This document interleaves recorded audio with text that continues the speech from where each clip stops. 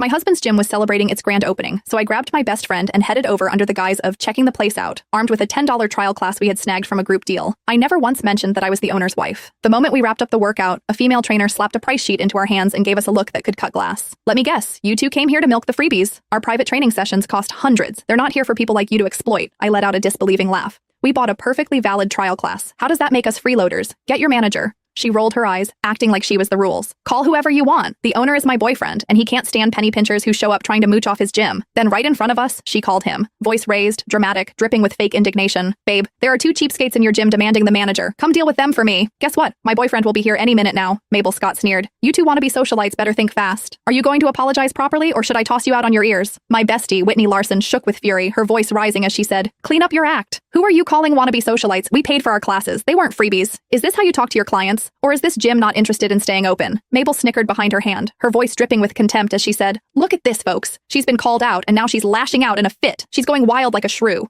Ouch! Did that hit a nerve? With your bargain bin looks, do you even have $100 to your name? Socialites? Please. Real socialites have their heads in the clouds. Who else would tire themselves out over a measly $10 trial class? She twisted her mouth in disgust. Just one look, and it's clear you're desperate, hoping to snap a few flirty pics at this fancy gym to land a rich guy on social media, huh? Too bad. Your little scheme's a bust. The guys here can spot a cheap knockoff a mile away. You! Whitney quivered with anger, ready to confront her. I held her back, my eyes like steel. Coach, you seem pretty savvy. Surely you're not spending your days trying to snag a rich catch yourself? Mabel's voice oozed pride as she said, landing a rich catch isn't that easy. You've got to have something to offer. With your plain Jane looks, no amount of effort will cut it. I'm not like you guys. I've got curves in all the right places, and I've already landed myself a real catch of a fiancé. He even opened this gym just for me. I've called him already. Just you wait. I'll show you two losers the kind of man I've got. Bring it on. Let's see this amazing fiancé of yours who's into whatever you call that, Whitney retorted. Mabel's face turned stormy, and with a huff she said, jealous much? My man will be here any minute, and you'll both see what a true catch looks like. Then you can kiss your hopes goodbye. Whitney yanked her hand away from mine, whipped out her phone, and shoved the screen in Mabel's face. Take a good look. Do I look like I need to chase after a rich fiancé? I've got suitors lined up from here to Timbuktu. My husband could run circles around your so-called catches. What are you even yapping about here like a stray? The screen displayed Whitney's messenger list, shining with names like Mr. Wallace of the Wallace Group, Director Robinson's heir, and the hotshot movie star, each one more impressive than the last. Right at the top, with a heart emoji and the name Honey next to his picture,